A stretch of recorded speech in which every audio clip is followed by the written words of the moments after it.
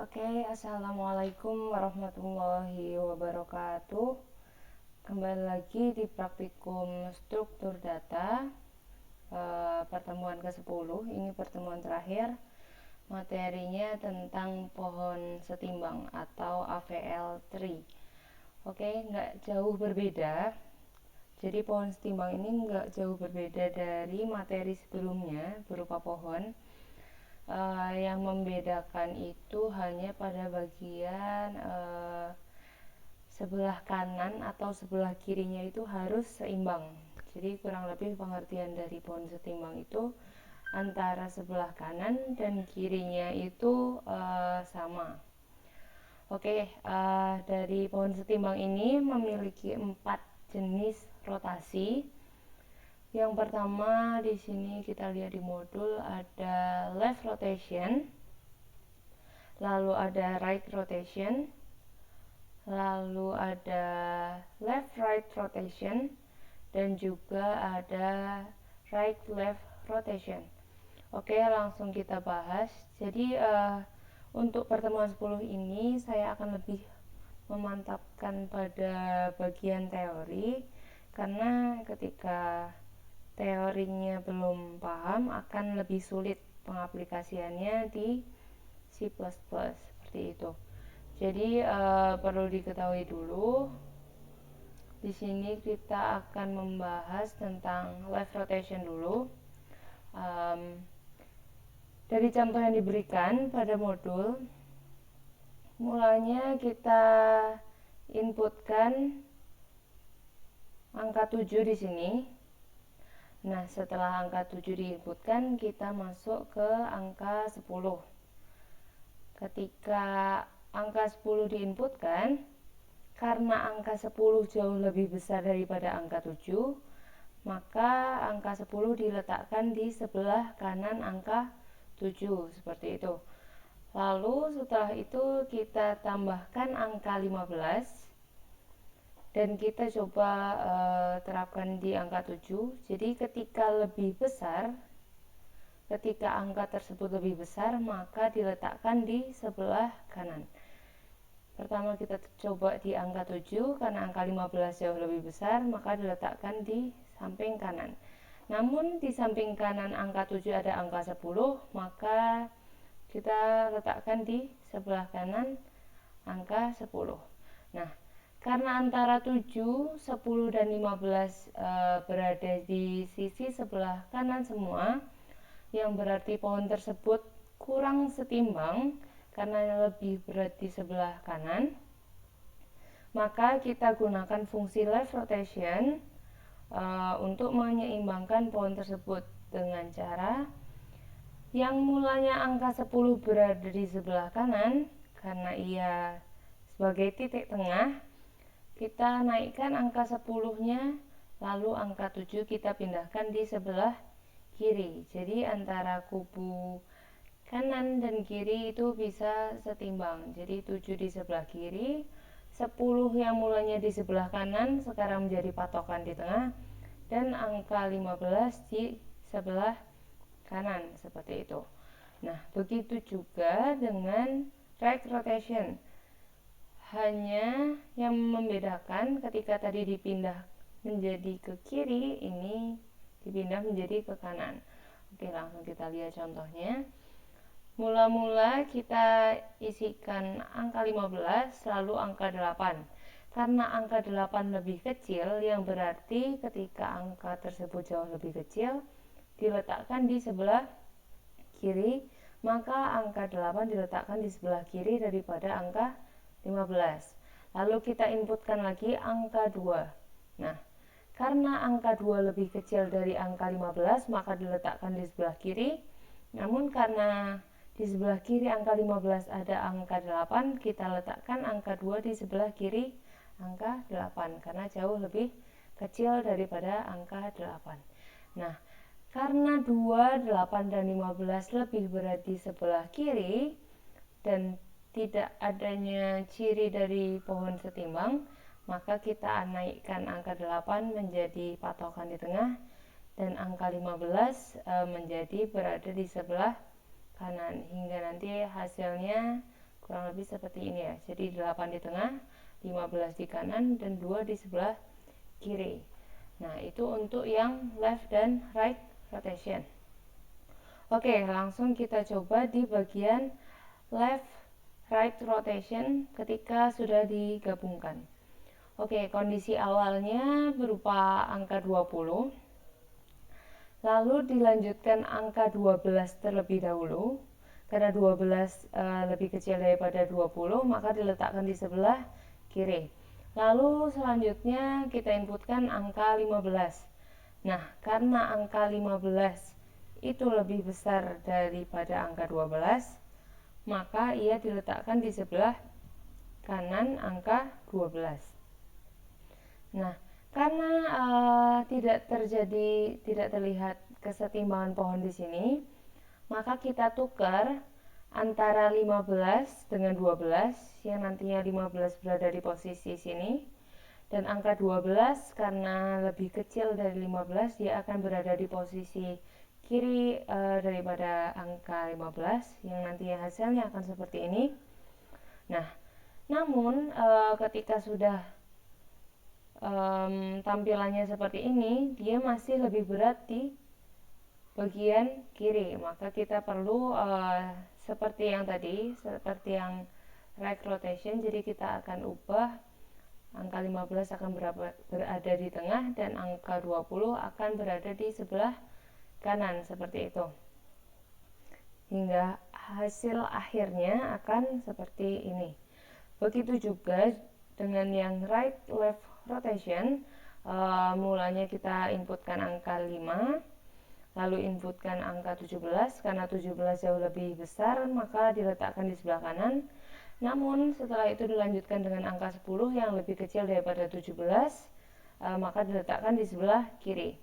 Namun agar menjadi keseimbangan pohon, angka 10 ditukar dengan angka 17 yang nantinya akan menjadikan angka 5, 10, dan 17 semuanya berada di sebelah kanan. Dan angka 10 nantinya akan menjadi titik di tengah karena agar terjadi keseimbangan pohon, seperti itu. Yang hasil akhirnya akan menjadi seperti ini. Jadi angka 10-nya menjadi di tengah, angka 5-nya berada di sebelah kiri, dan juga angka 17 berada di sebelah kanan, seperti itu. Nah, kurang lebih untuk penjelasan dari rotasi, ada 4 rotasi tadi, left rotation, right rotation, left right rotation, atau right left rotation, seperti itu. Sangat mudah ya untuk dipahami. Kita langsung masuk ke codingan. Namun di sini saya akan menjabarkan garis besarnya saja. Oke, kita langsung masuk ke codingan. Nah, ini codingannya. Karena ini tentang AVL tree ya, tentang pohon. Jadi kita menggunakan seperti biasa ya. Di sini kita ada library. Lalu jangan lupa untuk using namespace std. Terus kita menggunakan struct untuk bagian data, lalu untuk isian node-nya di bagian kiri ataupun kanan kita pakai struct. Kita juga pakai kelas untuk AVL tree yang di dalamnya termasuk ada private dan juga public. Pernah dijelaskan ya untuk praktikum Alpro pada semester lalu. Nah, untuk penggunaan struct dan kelas. Oke, untuk yang lainnya kurang lebih seperti biasa. Jadi awalnya kita menginputkan data dulu. Kita bisa secara statis ataupun secara dinamis. Kalau statis itu kita menginputkan di codingan. Jadi nantinya dalam codingan tersebut sudah ada isian dari datanya. Namun kalau dinamis, jadi kita menginputkan menggunakan keyboard, seperti itu. Nah, untuk kali ini kita buat statis. Jadi isian dari hasil akhirnya nanti datanya sudah tersusun.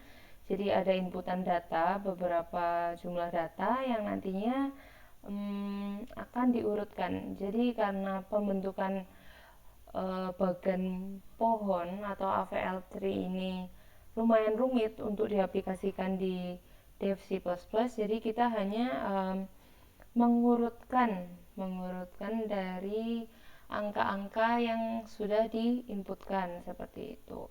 Nah, nanti alangkah lebih baiknya jadi kita beri empat rotasi. Jadi ada 4 opsi rotasi yang tadi sudah dijelaskan. Ada right left, dan left right. Nah, seperti itu. Di sini untuk case-nya seperti yang tadi saya bilang, jadi kita bikin opsi.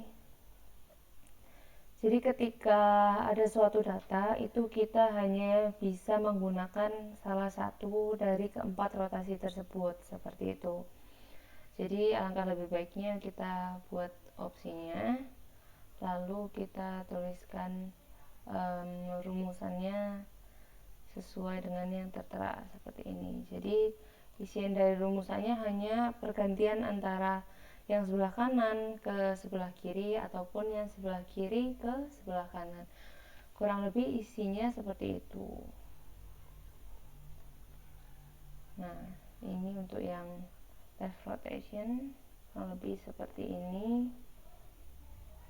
Nah, jadi kalau codingan tentang pohon itu nantinya akan outputnya itu lebih ke pengurutan datanya seperti itu. Jadi jauh lebih mudah dipahami seperti itu. Nah, kurang lebih seperti ini.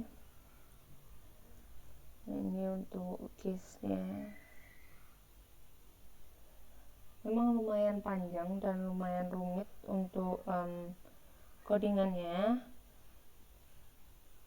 Tapi yang paling pokok yang perlu kalian ketahui itu dari struktur data daripada AVL tree-nya itu. Jadi, nah, di sini datanya sudah saya inputkan, jadi ini berupa statis ya. 20, 6, 29. Nah, seperti itu.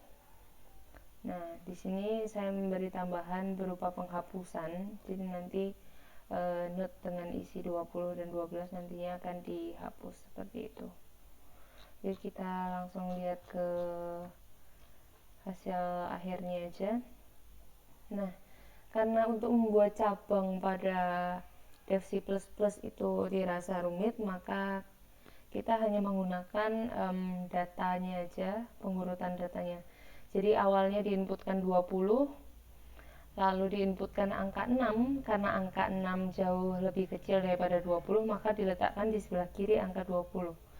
Lalu kita menginputkan angka 29, karena lebih besar dari 20 diletakkan di sebelah kanan. Lalu kita menginputkan angka 5, karena lebih kecil dari 20 diletakkan di samping kirinya. Lalu karena ada angka 6 dan angka 5 lebih kecil daripada angka 6, maka diletakkan di sebelah kirinya. Dan akan seperti itu terus hingga datanya habis. Jadi dia akan melakukan penggeseran node yang baru masuk, apakah dia lebih besar atau lebih kecil. Nah, kurang lebih untuk hasil akhirnya seperti ini. Codingannya juga seperti itu. Poin pokoknya seperti yang saya katakan tadi, kalian pahami teorinya baru kalian aplikasikan di C++ seperti itu. Jadi sekian praktikum pertemuan 10 materi tentang pohon setimbang. Kurang lebihnya mohon maaf. Mungkin selama 1 semester ini kami dari para asisten struktur data ada kata-kata yang salah atau kurang berkenan di hati para praktikan, kami mohon maaf. Saya mewakili teman-teman asisten sebagai koordinator praktikum struktur data di sini. Saya mohon ikhlasnya yang sebesar-besarnya. Oke.